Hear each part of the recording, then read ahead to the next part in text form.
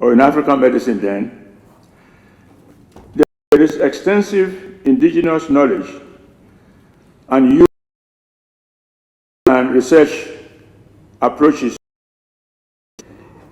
The second university college hospital in the world. There are 2 of them. Thank you very much, sir. I never realized that. Distinguished delegates, I'd like to start by thanking the risk factors, treatment options, and then I'll conclude. And I'd like to thank Marlene for making my life very easy, as well as Mark. So I'm going to skip a few slides so that there will be no repetition. So we all know the definition of dementia. I put some of the perceptual motor functions, executive functions, especially for those with vascular dementia, complex attention, and social cognition. So these are the domains now, so just beyond the 3 that were listed in the original DSM definition of dementia. But in addition to these complaints and functional impairment, they also have things that will make them see Professor Wakwe. And my colleague, Shegun Bayu, unfortunately is not here now, had done some studies on cause of caregiver distress that will make people with dementia problematic to those looking after them. These include nighttime behavior, disinhibition, so they can undress, they can do things that people don't expect, anxiety, unusual aggression, and irritability. Occasionally, some of them hallucinate, and they appear unusually happy. And sometimes when they eat too much, that could be quite distressing. But on top of this, we have also noticed that they're also subjected to stigma, which could be implied or enacted. And this was from a study that we carried out in La Lupon, which was published by ATB very recently. People are generally ashamed or embarrassed when they have dementia. People think the opinions of individuals with dementia should not be taken seriously. People will prefer not to marry from the families of people with dementia, which somebody had alluded to. Families feel they should limit the interaction of demented individuals with the general population. So these are some of the things that have been observed as stigmatizing patients with dementia. And so there may be concealment and sometimes accidental death, as some people are alluded to. We've seen this before, so I'm not going to waste time. I'm going to move on. And we already know that the number of cases of dementia will increase. And Marlene provided the exact figures, so we know that it's a problem, and WHO had described this as a high public priority attention demanding. Now, let's now come to Africa. And we can see tremendous growth in studies from Africa. When Ferry did a meta-analysis, systematic review, 2005, there were only 3 dots from Africa: Egypt, Nigeria, and South Africa. But a recent review 2 years ago by Olayinka Numbui, you can see how the studies have spread, covering virtually every country. And we now have data on dementia from virtually every country, North and South Sub-Saharan Africa. So studies have expanded. But of importance are a few studies from Africa, and these are some of these studies. First is the Indianapolis-Ibadan study, which I was involved with. And the first diagram there shows the basis of that study, that people from Africa were taken during the slave trade to live in the Americas.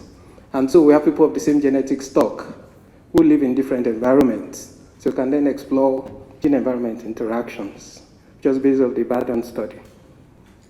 Then the next figure below is that of the 1066, just to show the coverage. And Richard Iwakwe was the one that spearheaded the 1066 study in Nigeria. You can see that most of Africa is blank. I think the only dot was from Nigeria at that time. But from Mark's work, I think now you have 3 countries: Egypt, South Africa, and Ghana will be joining on later. Then we had studies from Nyeri, Eldoret, that involved Indianapolis, Newcastle, Kenya, and Professor Nditi is there. He may allude to that later. Then we have studies from Egypt. Initial one was from Aswit Province, but we now have from 3 other sultanates, or governorates as they're called, from Egypt, that have provided some data. Then Marlene championed the Epidemca study, and Marlene is here. She presented data on Epidemca. And we had the more recent Ibadan, Newcastle, Tanzania study, which is the IDEA study. And there may be a few others. So from Olayinka Numbui's data, we've had data from 27 community-based studies, and data-adjusted prevalence range between 2.29% and 21.6%. And from hospital-based studies, frequency vary between 0.05 and about 9%. We've seen this, so I'm not going to repeat that. Marlene had shown this. The point being made is that these studies have used different methodologies, so comparison of figures may not be possible.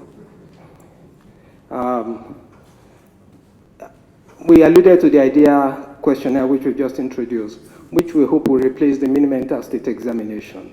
It's a simple test, takes about 5 minutes to administer, start with word learning, then you go on to recall, then you go on to naming objects, and then orientation, and then you do praxis using matchsticks rather than asking people to draw. We think with this one you can avoid the problem of literacy, and it's something that's applicable, and we'll probably recommend this. And we've done a psychometric testing, and it's a good instrument, so we recommend that. But generally, if we put all the figures on prevalence together, then this is what you have. And I've used 3 colors there. The red for the low prevalence rates, estimates, and mainly studies from some areas in Nigeria. And then we have Marlene's study in Jija, Benin Republic. And then there was a study from Egypt. But that study studied individuals who are 50 years and above. So that may be the reason for the low rate. Then we have some figures in blue. The rates are those that are medium, and usually in the range for Western countries. And then we have one that is distinctly different, and that's purple. And that's about a study of aging that Oyegureje did. We reported a prevalence of 10.1%. If you take an average of the rates from Africa, you come with about 5.6% for those above 65, which is lower than what you expect in most other regions of the world. But then, if you look at the Tanzanian study, using the DSM-4 criteria, you find a prevalence of 6.4%. But if you use the ADI algorithm, 1066 algorithm, then you get a rate of 21.6%. And so the conclusion will be that whatever you do, you must think of the instrument. So instrument matters when you're talking about prevalence of dementia. Well, from all studies looking at the types of dementia, you can see that Alzheimer's disease is the most common. And the frequency varies between about 49% and about 66%. Then you have vascular dementia, then you have others. So Alzheimer's disease is still the commonest, like in the rest of the world. Now, when you present prevalence data, people always challenge you. That depends on duration of disease. So maybe the low rates in Africa is because of early death. And so we looked at incidence, and we looked at mortality. And we made this was possible through our Ibadan longitudinal study that lasted 5 years. And so we looked at the rate at which individuals who are recruited into the studies died. I noticed that after 6 months, individuals with dementia start dying off, and mortality is higher with dementia. But there was no difference between African American deaths and the Yoruba deaths. So this did not influence the rates that we got. So we looked at the incidence, and these were the incidence rates. So incidence appears to be lower in the Yoruba compared with African Americans. So we could then start thinking of possible environmental interactions and whatever. So this led to the risk factor search. I have there Gureje's data on incidence of dementia. And the one by Jagbemi is the analysis of the same data. So we then analyzed for risk factors for dementia in Africa. And we looked at socio-demographic factors, we looked at genetic factors, and I'll talk about apolipoprotein E, talk about unique mutations in some populations in Africa. We'll talk about vascular risk factors, diet and dementia, and then to look for protective factors for dementia. And this is a summary, it's a busy slide. I don't expect us to read all this, but there are a few things that are obvious. That age is a risk factor for dementia in virtually all the studies. Gender was not constant, but appeared to be more in female than in male. Low education has been listed as a possible risk factor. 2 studies only in Africa showed poor education to be a risk factor. Apolipoprotein E, when it was initially done, did not appear to be a risk factor, but I'll go a little bit on that. And a few other risk factors that we espoused. Social interaction was one of them, that individuals with low social interaction tended to have more cognitive decline. Low BMI, alcohol, and psychological factors, bereavement, stress, death of a patient. Those are things that were associated with dementia or increase the risk of dementia. Of course, Calaria also showed that vascular risk factors and low fiber diet tended to increase the risk of dementia in Africa. Now, talking about lipoprotein E frequencies, the E4 allele is the one that we're interested in. And we find that in sub-Saharan Africa, the frequencies are much higher than you have in Western countries. But many studies have shown that this is not a risk factor. In our study, in the Indianapolis study, we showed that those with the E4 allele tended to have relatively low risk. But those without the E4 allele, as the cholesterol level rose, the risk of developing Alzheimer's disease appeared to increase, which suggested that there was some genetic interaction with apolipoprotein and cholesterol. And this was an interesting study. But the story has changed. With further analysis, as we'll see in subsequent slides, there are new factors that are emerging. Apolipoprotein E4 that we said was not a risk factor, in further analysis, is now appearing to increase the risk in recent analysis from the Indianapolis study. And I must also say that just before this, Marlene had also shown that there was low frequency of E2 allele in the Benin Republic indigenes who had dementia. So maybe it's an area that should still be explored. In addition, we've also looked at homocysteine, and we've looked at the risk of homocysteine as a vascular risk. We know that it tends to increase thrombosis and associated with increased risk. But recent analysis also show that there may be a trend towards some bit of analysis, but there was no association with folate level. So it's still something that we're looking at, homocysteine as a possible factor that could increase risk. And we know that homocysteine and folate tend to have inverse relationship. We've looked at metabolic syndrome. It's a combination of hypertension, BMI, hyperglycemia, triglyceride elevation. And we've shown that the frequency of metabolic syndrome was higher in the African Americans than in the Yorubas, 27% to 7%. So when we think of the rates being different, we think this may be one of the factors contributing to that. We've also looked at the diet, and we did dietary analysis. I could see that the Yoruba diet is high in carbohydrate, very low in fat compared to the African Americans. Protein is about the same. So we think that fat may be a contribution, maybe a contributory factor to dementia risk in this population. More recent analysis was that of hypertension that increases the risk of dementia. And it's true for both systolic and diastolic hypertension, as well as pulse pressure, which is a surrogate for atherosclerosis in the elderly. So we have enough to now say that hypertension. And subsequent analysis have shown that hypertension increases cognitive decline in elderly people. For hypertension, it has to be a value about 160, because we've done a forest plot, and it shows that systolic 160 it increases the risk relative to blood pressure, systolic blood pressure 120, and for diastolic is 90 relative to 70. So elderly people with blood pressure 160 over 90 will be at increased risk compared with those with 120 over 70. So the lower the blood pressure in the elderly, the better, or the less the risk.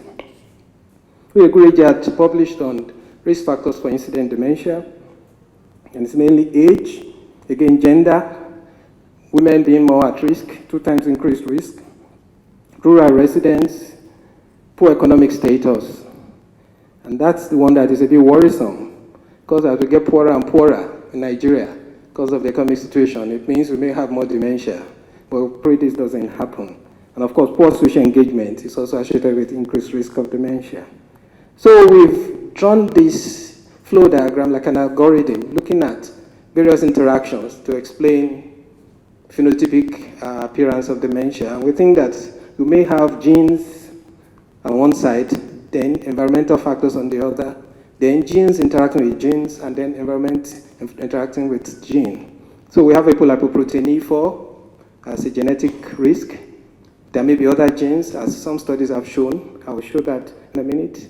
We've shown that vascular risk factors may be important, like hypertension, oxidative stress, and the type of diet that people eat, as well as social interaction.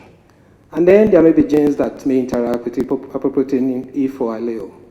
We've shown that there's some interaction between ApoE4 allele and lipids. So this is the working mechanism for our work, for all the studies that we're doing on dementia. So we have some studies from East Africa and another one from Morocco, showing that there are unique mutations, presennial mutations. So there may be unique genetic risk for dementia in Africa, which need to be explored. Now, having finished on all the data, we then think of caring for individuals with dementia, which is the focus of Alzheimer's Disease Association. And we know that the problem is that we don't have manpower, proper manpower, adequate manpower to care for people with any disease in Africa, and for mental health in particular. If you look at the diagram, you can see most of Europe and North America and South America in green, as well as Australia. But most of Africa, you have between 1 and 5 probably physicians per 100,000 population, so which is not enough. So you must look for unique ways of managing individuals with dementia. So we then have this IDEA study, which is identification interventions for dementia in elderly Africans. And we worked on using the CST, which is cognitive stimulation therapy for dementia. It's a form of group therapy. It's a kind of psychological and social treatment.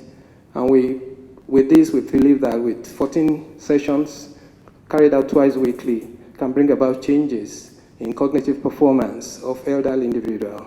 And based on that is the World Alzheimer's Report that is recommended as a therapy for individuals with dementia in developing countries. And we've done studies in Tanzania and in Ibadan here. And we show that it improved animal naming, confrontational naming. There was some change in praxis, and overall cognitive performance is better, and significantly better at both sides. So we think that it's useful. In addition, there's reduction in caregiver burden, at least in the Ibadan cohort, and there was reduced stress or distress of the caregiver using the neuropsychiatric inventory at both sides. So we think it's something that is worth thinking about for managing patients with dementia in developing countries. So I'll conclude by saying that there's been tremendous progress in dementia research in Africa, and we think that more cases will be diagnosed. But the prevalence estimates are quite variable from the various studies because different methodologies are being used. The risk factors are not different from what you find in Western countries. And we've shown that cognitive stimulation therapy appears promising as a way of managing patients with dementia. If we increase awareness about dementia, then stigma will go down. And there's the logo there that there will be no stigma. And we have opportunities in Africa for exploring gene-environment interactions. I think this is where we are at this stage, and I hope by the time we meet again, we'll tell more stories about dementia in Africa. Thank you very much for your attention.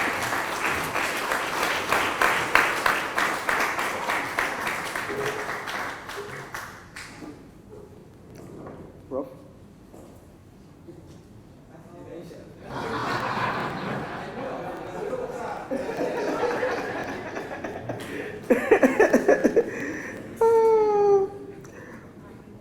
I caught him.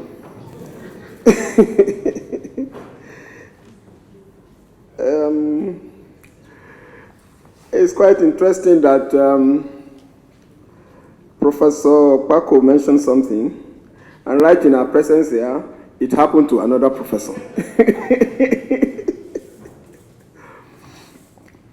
So I like to say that again, we now move across the Atlantic Ocean again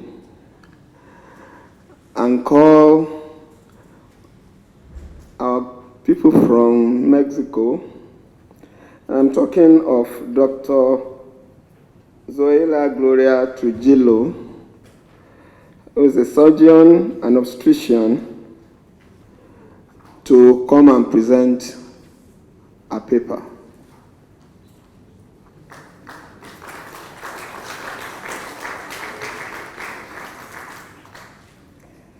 She's going to talk about palliative care in dementia. Professor Abi Dr. Trijolo, please.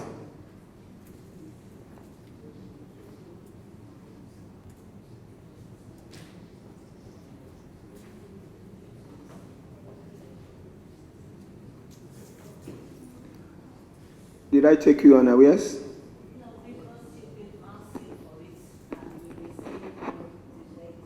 Okay. No. Ah, okay. So, who do I bring forward?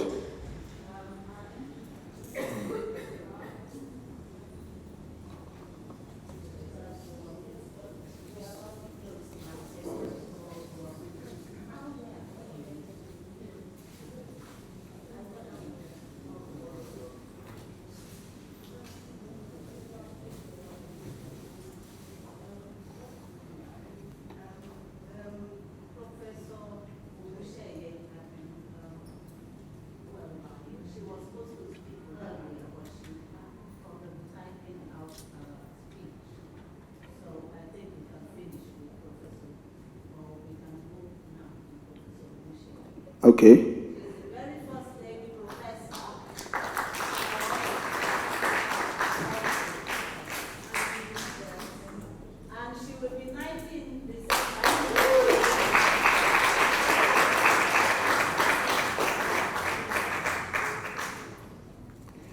My pleasure in inviting her.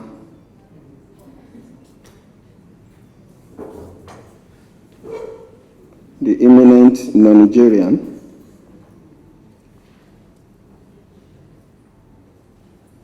to come and deliver her speech.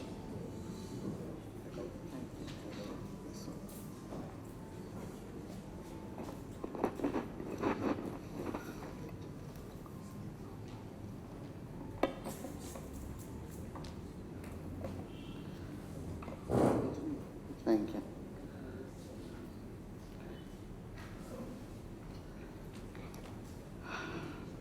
Distinguished ladies and gentlemen, I really have no qualification, academic or other, but professional competence to comment on problems of strategies for dementia and diseases or cures or whatever. I, however, at age on threshold of 90,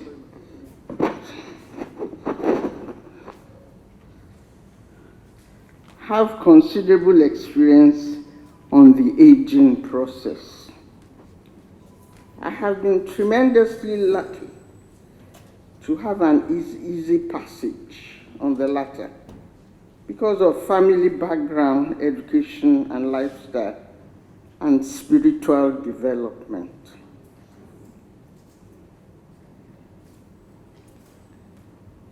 When I turned 70, I had an unusual divine intervention that healed me and saved me from declining ability to see, incipient digestion problems, incipient urinary problems, incipient aging problems, which changed my lifestyle and relationship. On dementia, indication now shows that I'm still above, I think, average ratings in the test. Is that so, Kike Lomo? She gave us a number of tests and help us to score ourselves.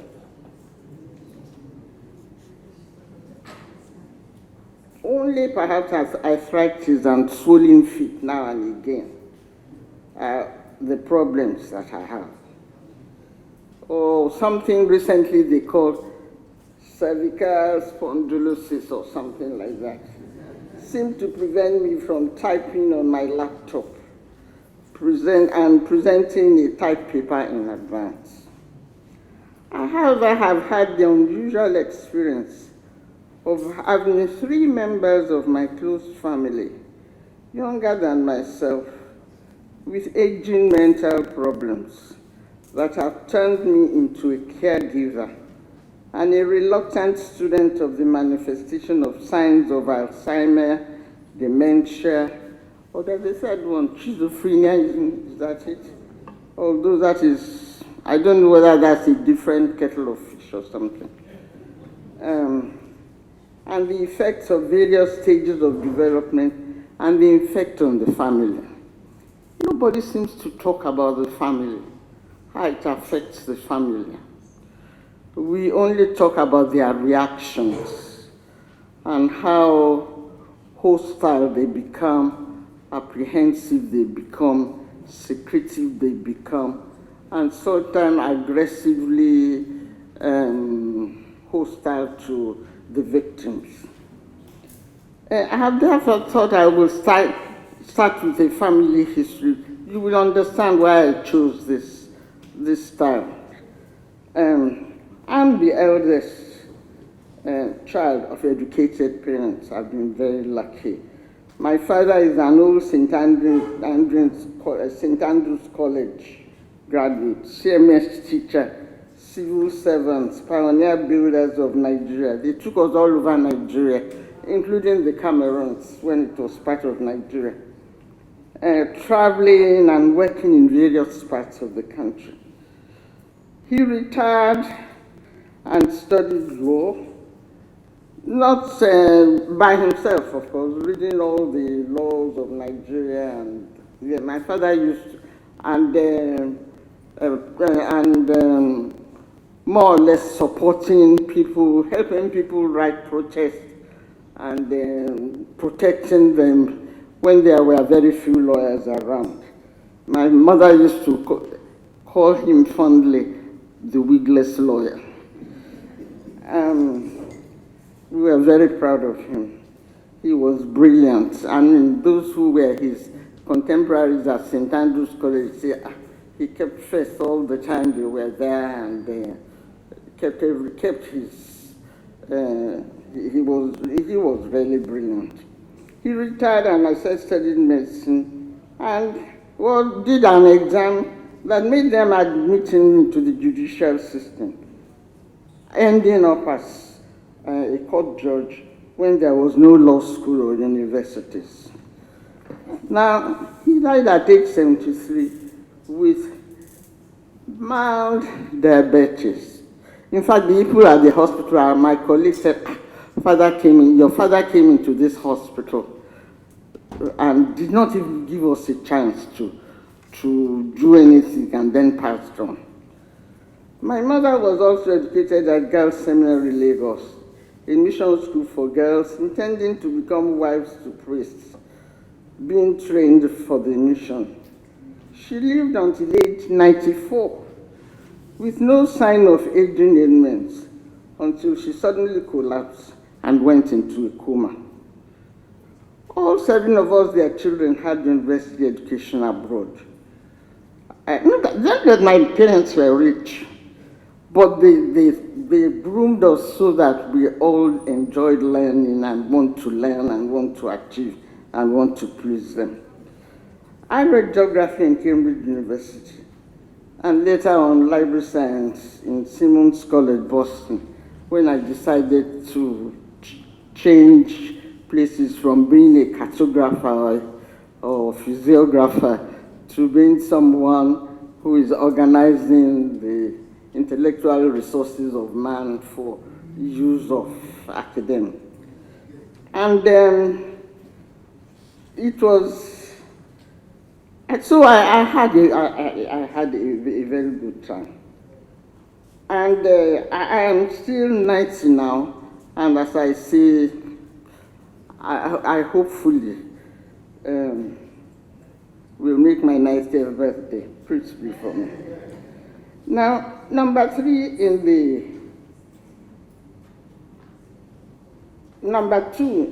studied mechanical engineering at Manchester University of Technology and had a PhD in metallurgy. He had a distinguished career as first Nigerian head of ECN and later UN at Addis Ababa. He lost his memory for 5 years before he died. It was devastating. For me in particular, because I was the eldest, he was the one following me. who were always quarreling about, siblings rivalry, about who should take precedence. And we were very close. And to visit him and find he couldn't recognize me until I said or did or smiled or did something, and he said, Dito. And I was relieved that at least I said something or made a smile that made him recognize who I was.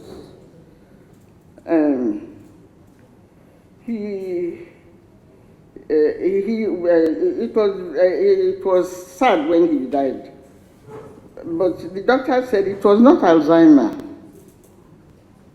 And I keep wondering about however, as I said, he was very lucky that he's one of these very smart guys, It led to separation from his first wife. And then he married a young one who stood up with him and looked after him loyally. And it's difficult looking after somebody who's lost their domain. I cannot even remember who they are. Number 3 in the family went to the famous military college at Sandhurst, England, as the first graduate army engineer. He was casualty of the Nigerian Civil War and died at the age of 34. I won't talk about him. I think I'd leave it like that. I'm very emotional about him. Number 4 went to St. Andrew's College in Scotland. She had mental disorders that lasted all her lifetime. And since she had money, funny enough, it was when she had after she had her first baby. And had to return to Nigeria without completing her course, and was determined, all of them graduated, and she didn't want to be different. So she kept on. She had to stay with me at the University of Ibadan, and finally made it as a science teacher in a secondary school. She had a son, but severe dementia. I don't know, they call it schizophrenia. I think the same thing. I don't know. I've been wondering whether somebody can tell me what's the difference between the two. Except that perhaps dementia.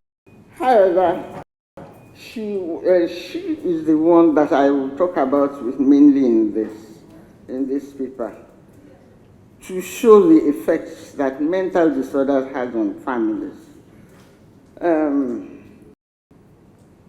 She had towards limited to short period of her. The first time I peeped into a manuscript, which she was planning to publish, and discovered that I was her arch enemy. I was not prepared for that. I was personally hurt because I was the one looking after her and making time for her and trying to talk to her and trying to make her eat when she said she had no time to barely to eat. I had no training whatsoever to be handling the situation.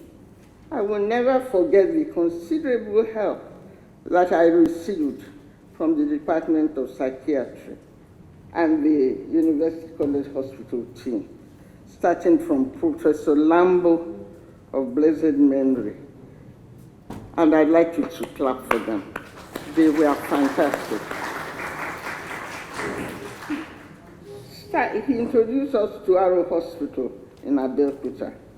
He and his team were very helpful about getting her to the hospital in Arrow, sometimes providing the vehicle and escort to hospital with the patient under sedation. You can imagine how they got her under sedation so we can take her. I was told that if it was America, I would have been infringing on her human rights and would never be allowed to do that. But I was grateful that they did.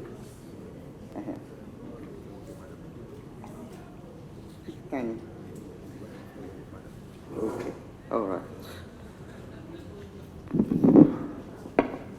I'm sorry to stop her. The Yoruba is coming in again.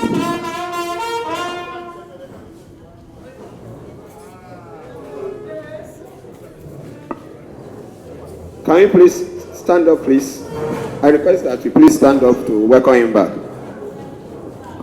Sorry.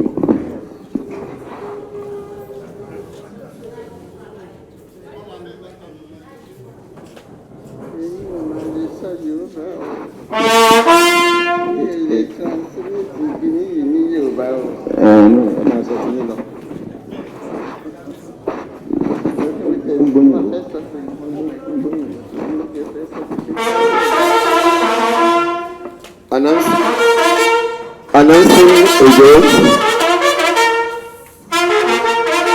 the re-entrance into our midst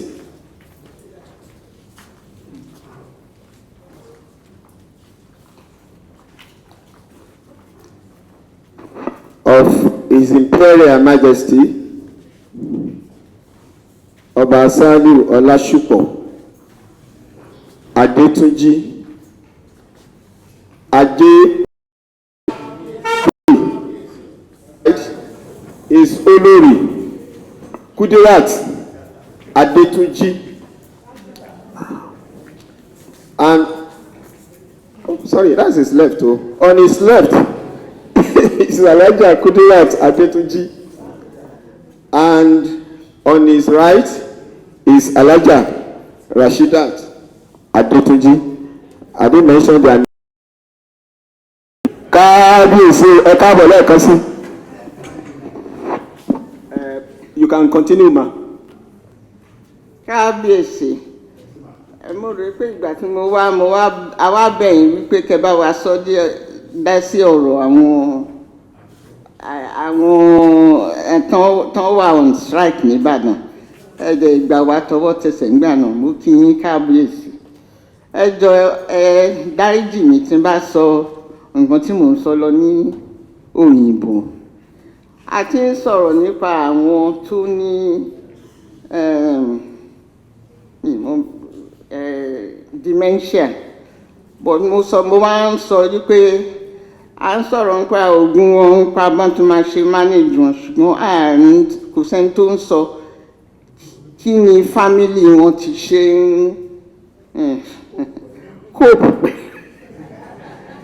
Ẹ dáríjì mi nítorí àwọn òbí mi níṣẹ́ náà wọ́n kọ́ raise mi ní other parts of Nigeria, Cameroon, òyìnbó, gbogbo patois gbogbo là ń sọ. So ìgbà tí mo dàgbà ni mo ṣẹ̀ṣẹ̀ kọ́ Yorùbá ní ọpẹ́lọpẹ́ màmá mi àgbà tó ń tẹ̀lé wa kiri, òun ló jẹ́ kí n gbọ́ Yorùbá. So but Yorùbá mi ò dánmọ́rán.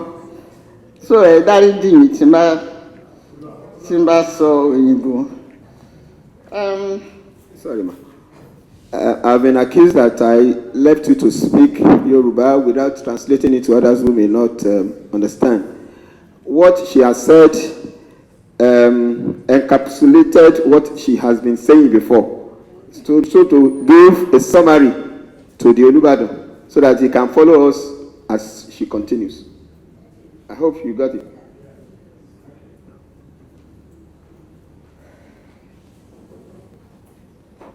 I was talking about number 3, I think, who I said had come back with severe dimension of dementia and all that.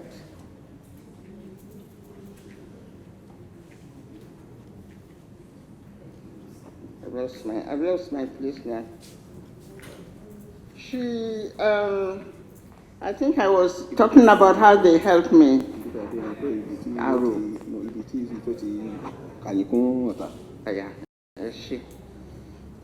I had no training whatsoever for handling the situation. As I said, I will never forget the considerable help that I received from Professor Lambo and her team at the University of Ibadan, Department of Psychiatry, and especially he introduced us to Arrow, and I had to take her to Arrow Hospital in Abeokuta. He and his team were very helpful about getting her to the hospital, sometimes providing the vehicle and helping us to put her under sedation. It was always the patient was able to complete her education, to become a graduate teacher. She had a successful period working as science teacher in Lagos Teaching Service, sometimes organizing her class and bringing them on excursion to the University of Ibadan Zoo. Not many teachers do that nowadays. And spending a spell in my garden with whatever they have brought.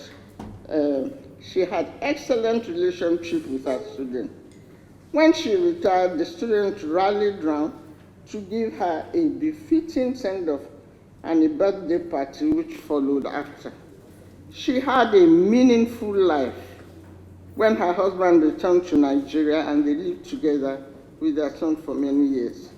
Then her husband died and the mental condition returned and became severe. She could no longer live by herself. Her only son was away in the UK. And this is what is happening to many people nowadays. Our children are away abroad. They have not emigrated, but they have semi-emigrated. And just coming or sending money, which is not the same thing. And her son had succeeded to become also an engineer and got married, and she had raised her successfully. We had to move my sister back to living with me in Ibadan, which she resented. There was no hiding her resentment this time. Dementia started to manifest when she became 70 plus. And thus Alzheimer's symptoms went up even to yours. I think it was stage 7, they say. I could add to a number of other symptoms. She was always in self-denial, having communication with unseen person, i.e. a spirit husband, I'll talk about that later, creating a well of relationships with an unseen persons, contempt, having contempt for those who cared for her. I had been president, I was also at that same time president of Nigeria Ages for a number of years and was in distress when it seemed the hospital care we had relied on before was no longer working. So what did I do? I turned to God.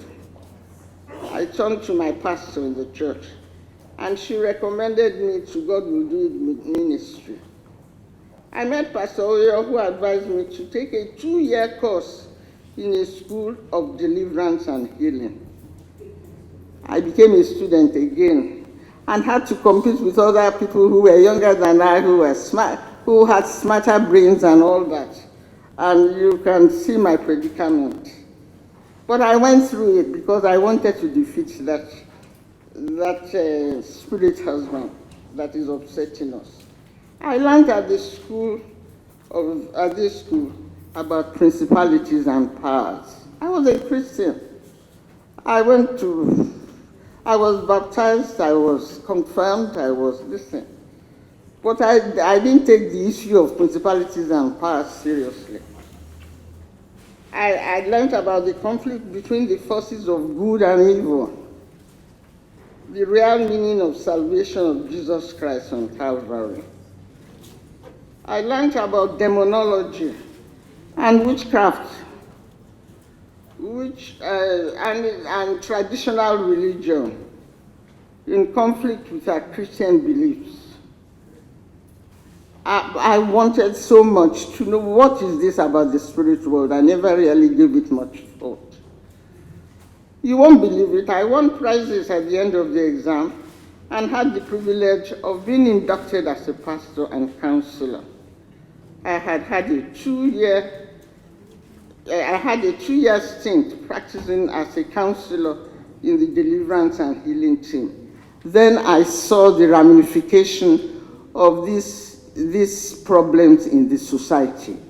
It is very common, but everybody is hiding it.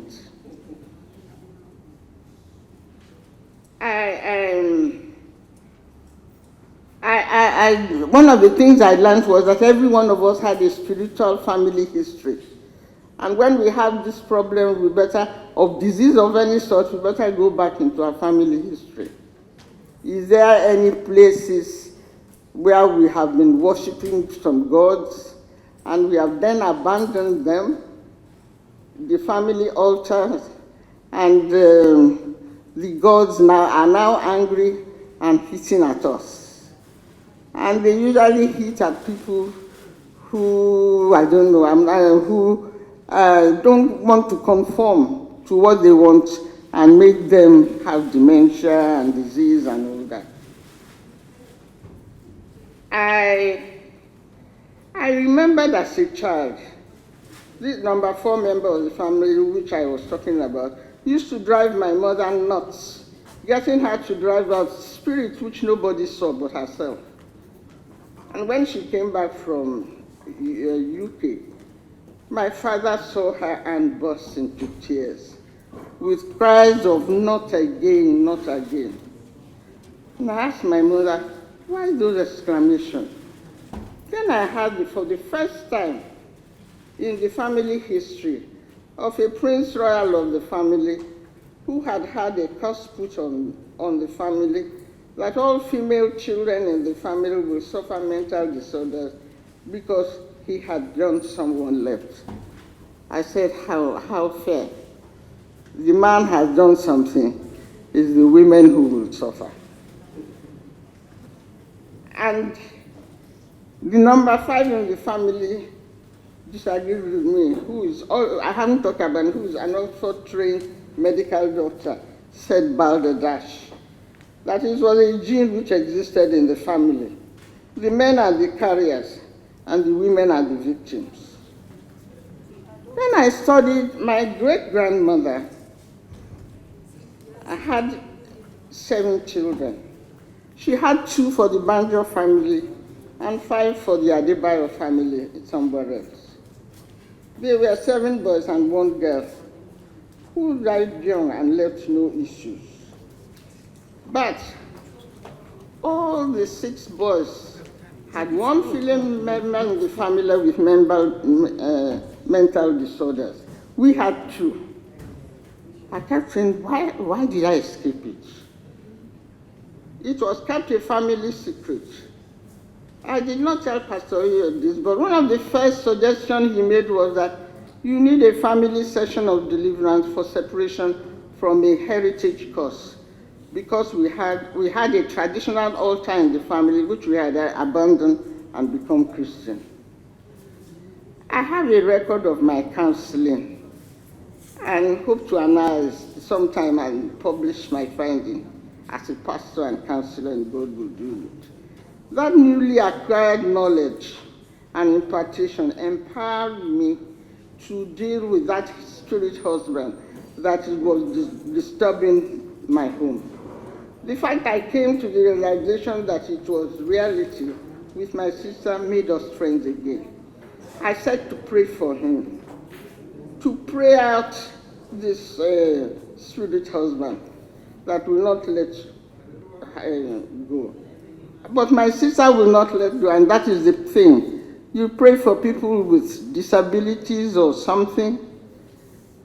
It is if they agree with you and they let go that even your prayer will be heard. And I found out that,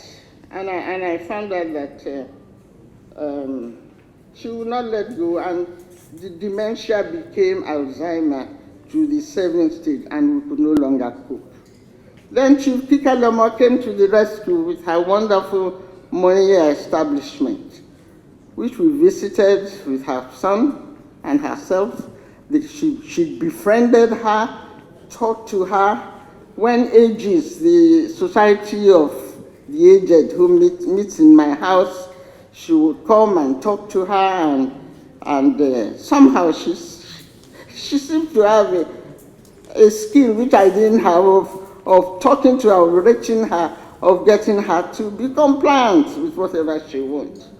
And one day when we quarreled, and we had talked several times about that she needed special care in a special place. Most people don't want to hear about it, but they do. Many people with this dementia are suffering in families. Some of them are locked up, some of them are, well, I don't know. we hear stories of what happened to some of them. But Kike, then one day she came, we were having a meeting, and Kike Lome, we had arranged with her that, look, my sister has promised that she was going to leave the house for me and go with you. And I thought she was joking. When Kike Lome came, I don't know what she said to her, maybe one day, she never told me the secret. She took her away and took her to her home, and she's still there. And this was someone who had declined in mental health. I hadn't been able even to get her to eat, and name or something. And I couldn't, that she couldn't reach him again. And that's the only thing she misses. I said to myself, thank God, you know, at least you are released to behave normally. Now, what am I saying? That there's a spiritual dimension which we must not ignore and prevent that it doesn't exist. I won't bother you with the number 4 in the family, who was also an engineer, had normal health, and number 6, who is the Oxford medical doctor, who had said in Pennsylvania University and professor, and who had, he also got into some trouble, I don't know, with fighting for the fact that Abiola was not allowed to have his mandate. But number 6, the last member of the family, also had severe disorder, resulting in divorce. She had studied physics in New York University. She was on the staff of Ibadan as junior lecturer when the famous Obasanjo edict that some lecturers must be retired. And since she was the youngest in the family, it was the easiest thing to retire her, and she went back. I just say that I must also again raise the fact that I had great help from the department, from the UCH department, and especially from Arrow, because she preferred Arrow. She seemed to prefer the serene atmosphere which Lambo had created in Arrow, and she seemed to prefer their rather more holistic approach, where they did a number of things and they lived some sort of life together. Now, looking back at all this, I said to myself, where is the role of the government? Shouldn't we have a national policy? That it was all right for my family. We were all able to help one another. We were supportive. We weren't terribly rich, but we were able to cope and help it. And we had help from UCH. What happens to other people outside? I had help, as it were, from my colleagues. What happened to other people who are not colleagues, other families? What is happening? There are so many, and I said, and even the same government is doing things now that constitute abuse to the elderly by not paying their pension. Our pensions are stolen. They're not giving us as at when due. I knew a registrar who was brought from the East in a wheelchair just to show that he was alive. Would he die and nobody knows in Nigeria? Isn't there another means by which they can check whether you are alive or dead? What are we? You know, I went to other parts of. They are not government itself paid for. Incidentally, I discovered the granddaughter of my own granddaughter was one of those who spent most of her. She used to get up at 7 o'clock in the morning. She was only, I think, about 16 going 20. And I said, what is this job that you have that takes you out at 7 o'clock? And he said, oh, I am looking after an older an elderly person. I have to get into their house, get into the office, collect the form, open her door, help her with whatever she needs to, and then go home. She rose up in my estimation because I used to think she was so that she didn't do very late. She lived in a household where they had house help, and I thought she wouldn't even do much herself, for anybody. And she's been trained to care. Is there a national policy for Nigerian elderly citizens? In fact, I discovered through my work with ages that there is a draft national policy. It was a thorough one. I've got it here. And I just bore you again by telling you just some of the items that they dealt with. I wish I could put this on, I had been able to put this on the day. We were talking about detailed issues like the rights of the elderly, information and advocacy, poverty, health, food and nutrition, housing and living environment, family, social welfare, employment and income security, crises, emergencies, and epidemics, like we're having in the IPDs now. Who do you think are suffering most? The women and the elderly. Aging, migration, education and training, gender, culture, social integration and participation, aging, disability, and legislation, with chapters on institutional framework, resource mobilization, research and planning, monitoring and evaluation, coordinating agency, and policy review. We in Aegis followed this paper up with the previous House of Assembly, National Assembly. It reached second reading stage and was then put under the table. And yet there is still gross abuse of elderly, both in local and federal government institutions. Isn't there something we can do? And a register of this show your face each time. A register of an institution brought from the East to be counted in Ibadan did not survive the ordeal. And pensioners' funds are stolen by civil servants. Government still owes some backlog of funds due 5 years back. I believe this situation is not unique to Nigeria. The African Regional Conference, which you hold in Ibadan, should pass a resolution asking for legislation to support the establishment of a national policy backed by legislation, backed by budgetary provisions, and asking that the 5 key instruments, international instruments, proclaiming the rights of the older person to quality life and quality living be implemented as mandated by United Nations and its agencies. I thank you very much for listening to me.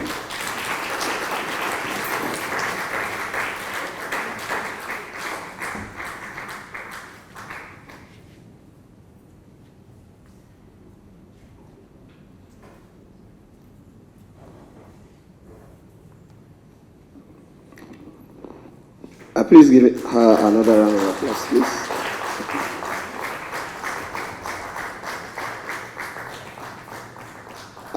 As at now, I want to believe that we have had enough for a day, and we deserve to go and rest our limbs in preparation for what is going to happen tomorrow. Professor Oguni, I was a part of a workshop in the University College Hospital some times ago, And I just said that the only university college hospital in the world.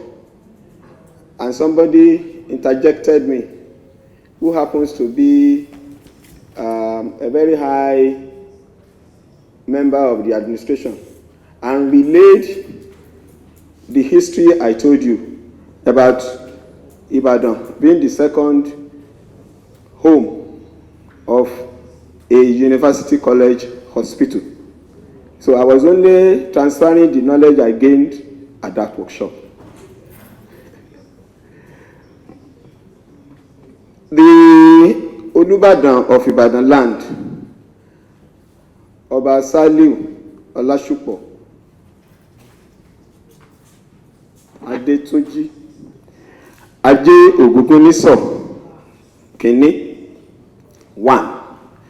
The Aje Ogungunniso has to do with wealth, with money. Baba comes from a family that is reputed for wealth arising from the use of the instruments of music. He has recording studios through which he has brought into limelight a lot of musicians in Nigeria. And we had almost 4 days of continuous celebration. At that point in time, I happened to belong to a group that provided some support before, during, and after his installation. I was the secretary of that committee. He also has had to visit religious places in Ibadan. Being a Muslim, he attended the Jumat first on a Friday and had to attend a church service in the family church that I attend. That is the Cathedral of St. David Kudeti, the first church in this part of the world. Founded on April 27, 1853. I was also privileged to be the representative of the church that presented him a gift at that occasion. And I'm also here to also talk about him on the first conference of this type that will be hosted on the continent of Africa, in our backyard. I told you before, Ibadan is full of firsts, and that's another first that has come to Ibadan. On behalf of everybody that has come here today, I want to once again welcome and thank His Imperial Majesty Oba Saliu Olashupo Adetunji Aje Ogungunniso 1 for finding time amidst his numerous occasions to attend to be here with us. He was seated for this long amongst us. Baba.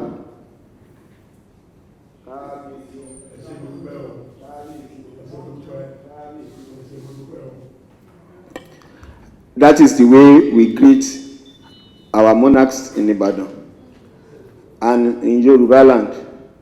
Actually, I should do it. The lady that was recording the dresses, she recognized the pants as pants, and this one as she called it a jersey. But then she now looked at the agbada, this one that is here, and does not know how to put it down, and I said, one parachute. So that's why I'm just jokingly referring to it, the one that I'm also wearing, as a parachute, but it's not a parachute. It is agbádá tí àwọn ọmọ Yorùbá máa ń wọ̀ tó sì dá a lọ́rùn. I intentionally did not come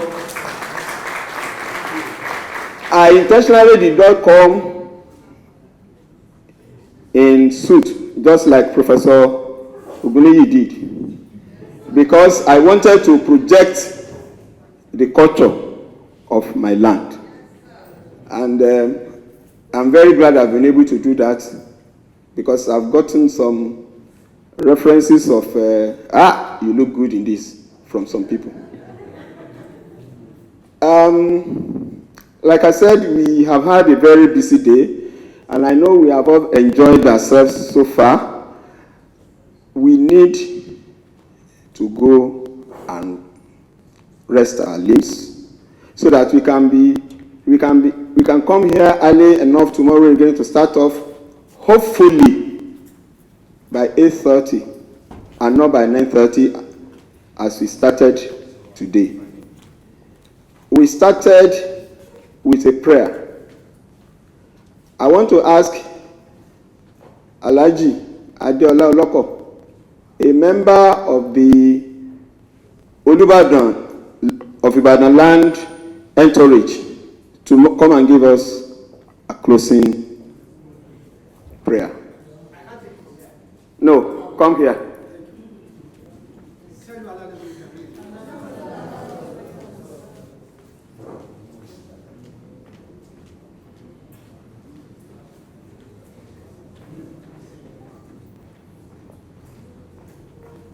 Thank you so very much for the wonderful opportunity you have given us to pray on this occasion. I want to let us realize that it is not automatic that when you start a program, you must end it. And that is why we do not like to abuse the grace of God upon our lives. And we want to thank God Almighty who has given us this day. It's a very beautiful weather, isn't it? And those of you drawn from different walks of life, exchanging ideas on how to better our lots, we are quite grateful to God Almighty for giving you the wisdom, the knowledge, the understanding to share on this occasion, because if you don't have anything to share, we won't come here. Nobody assembles ignoramuses in a ceremony like this. Fatiha. Bismillahirrahmanirrahim. Alhamdulillahi Rabbil Alameen. Ar-Rahmanir-Rahim. مالك يوم الدين إياك نعبد وإياك نستعين اهدنا الصراط المستقيم صراط الذين أنعمت عليهم غير المغضوب عليهم ولا الضالين آمين آمين آمين سبحان ربك رب العزة عما يصفون عليم. Thank you very much. Thank you.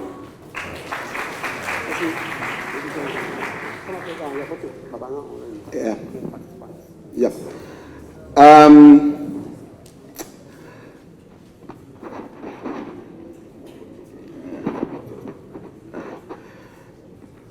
The Olubadan of Ibadan land, we like to have a group photograph with the participants. So it's being organized this side of the hall. So we can have a group photograph with him that can be included in the publications of this conference. So shall we stand, please, and have the